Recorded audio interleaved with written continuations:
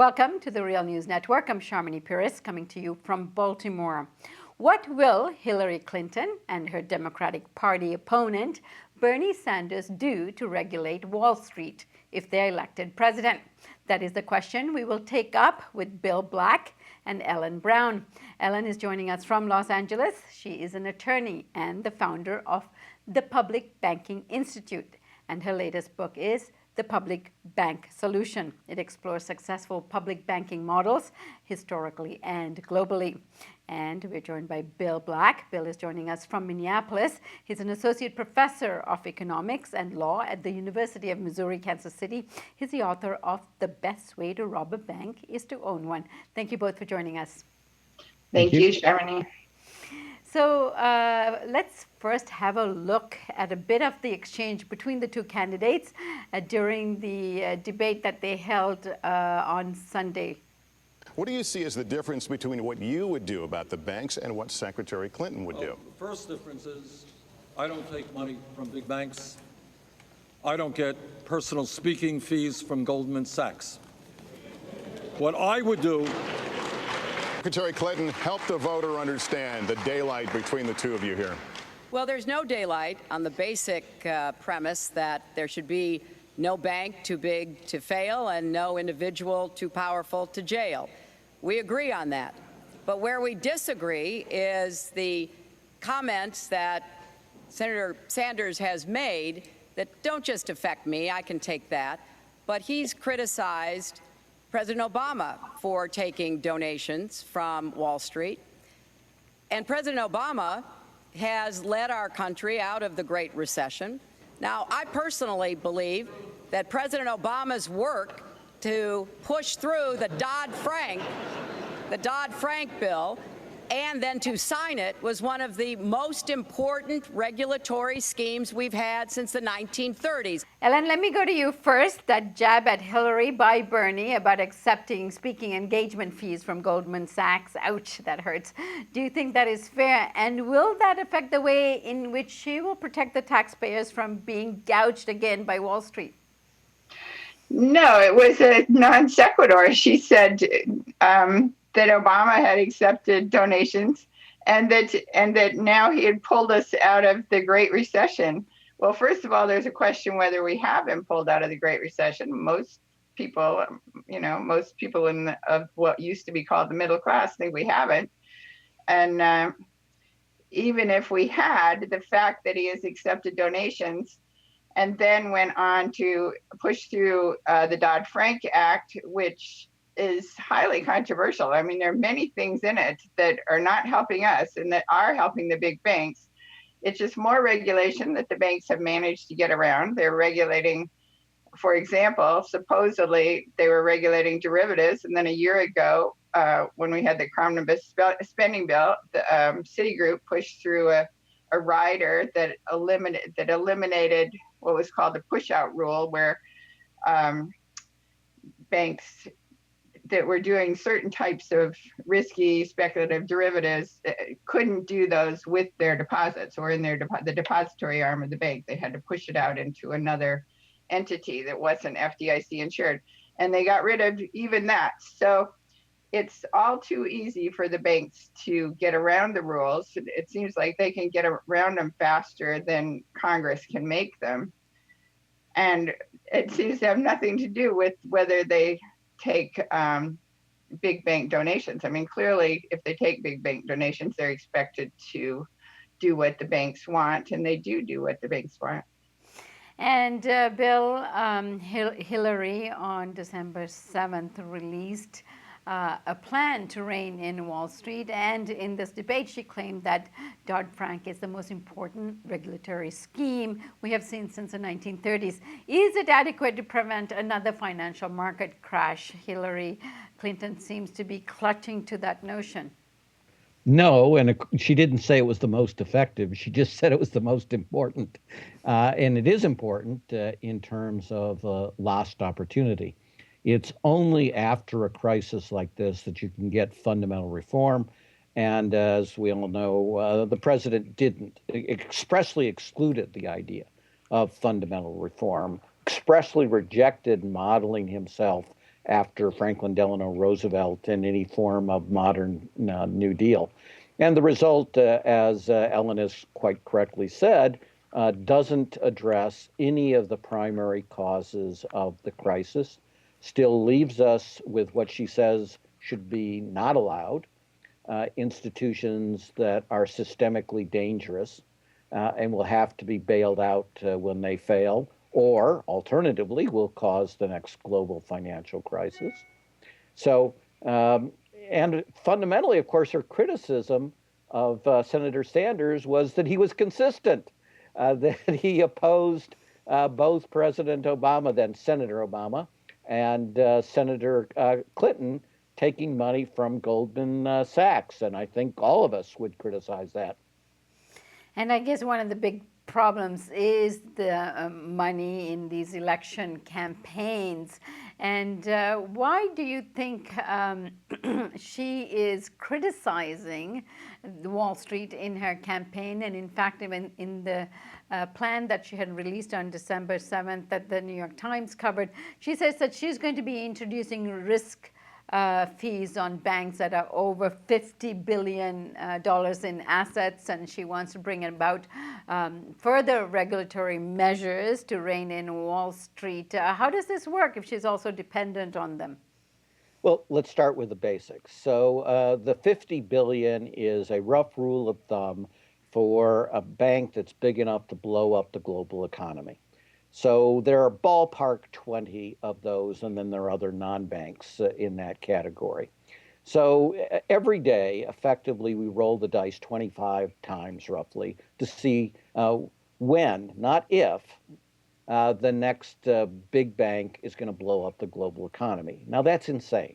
There is no reason to have banks that large. We know that they completely distort the economy, and we should get rid of them. And you can see that Hillary Clinton wants to accommodate them. And I will tell you that it is all through the financial press, Bloomberg, places like that, Financial Times, that the industry reaction to the Hillary Clinton plan is no worries here, right? So they know that she has to do some stuff, political cover, but they are not worried as long as Hillary Clinton is in charge. They know that the Clintons historically have been enormously helpful to the banking industry, and in return, the banking industry, not simply the banking industry, others as well, have made the Clintons very wealthy. And Ellen, I should go to you. She said she was going to strengthen the Walker Rule and that she was also going to reinstate rules of governing in relation to risky credit swaps and derivatives. First of all, do you think she will? Because there's one thing, what she says in the campaign trail and what she will actually do. Is there any reason to believe that she will carry out these promises she's making in her plan? I would tend to doubt it, just because she has spoken out of both sides of her mouth on a number of issues. So it doesn't seem like we can trust her. But even if she were to further regulate the derivatives, let's say, that would not solve the problem. I mean, we still need Glass-Steagall. We need to reimpose Glass-Steagall, separate the deposits from investment banking, because those are our deposits and it's getting riskier and riskier what's being done with them. We don't understand the whole derivative thing ourselves. I mean, we don't know what's being done with our money. And state and local governments have no protection at all. I mean, theoretically, they have FDIC insurance, but it only goes to $250,000, and their deposits are secured, but they come in behind the derivatives in a bankruptcy. So now we have bail-ins where they'll be taking our deposits, or creditors' money, which includes shareholders, bondholders, and depositors, the largest class of creditor of any bank. So it seems to me, particularly state and local governments are vulnerable, because derivatives go first in a bankruptcy under the Bankruptcy Reform Act of 2005 and under the Dodd-Frank Act. That is, that when there's a bankruptcy now, the bank doesn't go bankrupt. What they do instead, it used to be that when you had a bank bankruptcy, the bank sold off its assets and paid off the creditors. Now they take the creditors' money to keep the bank afloat. And the derivatives players, who are basically the banks and the hedge funds and those big players, they are essentially exempt from the bankruptcy rules. So they just grab the collateral first and they're out of here. Well, there's 247 trillion in derivatives on the books of the big 4 or 5 banks, derivative banks. So there's a huge downside liability out there. They could wipe out the entire collateral of any big bank, theoretically. I mean, it's never gone that high, but it could. We don't know what would happen in the next big derivatives bust. We've never seen numbers like this before. As Bill says, it's just a disaster waiting to happen. Now, Bill, one of the things that Hillary Clinton also said is that she would ensure that Securities Exchange Commission and the Commodities Future Trading Commission are independently funded. Now, this is the kind of thing that this government could have already done. Why didn't it, and do we have any confidence that she would put this kind of arm's length relationship between the regulatory bodies and Wall Street? Well, the history is quite to the contrary. So it was, of course, Bill Clinton that not only repealed Glass-Steagall and passed the Commodities Future Modernization Act for the express purpose of crushing Brooksley Born to keep her from acting independently, to protect us from the kind of derivatives that blew up AIG and were such a major contributor of the financial crisis.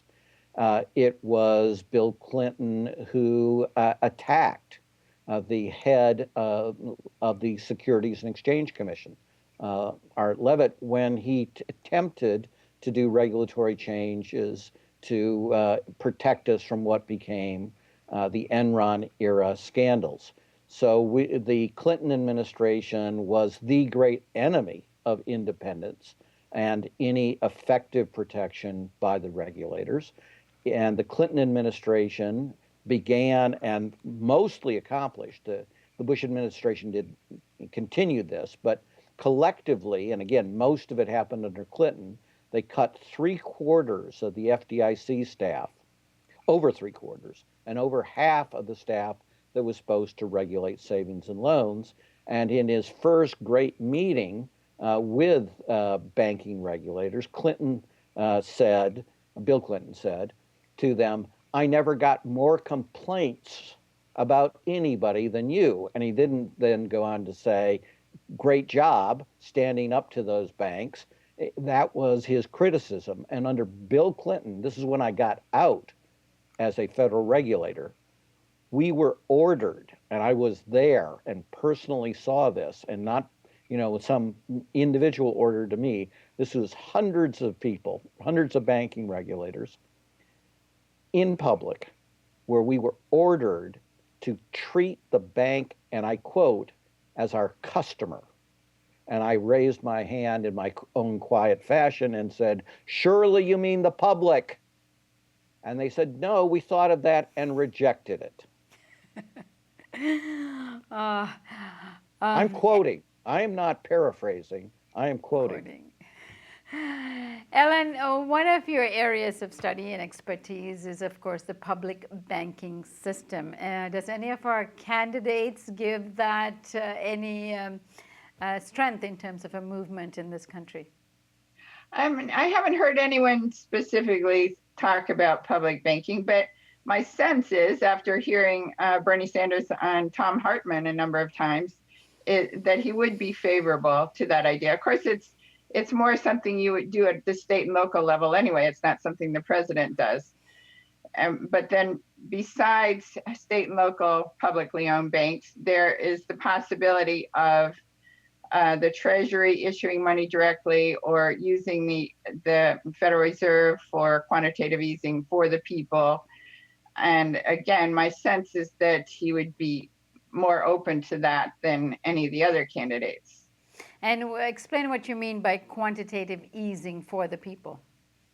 Well, that's actually the term that Jeremy Corbyn is using in England for the UK for using quantitative easing for infrastructure. So basically what you would do is you decide what infrastructure projects you want done, you pay the workers, you pay the materials just by issuing the money. So you're not issuing bonds to cover the money, you just issue the money directly.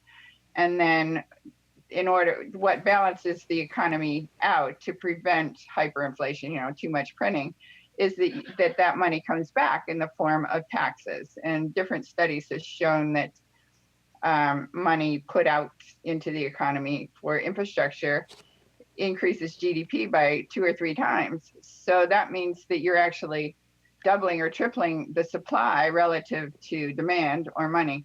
So not only are you not going to drive up prices, you can drive down prices that way, or at least you're not going to have an inflation problem.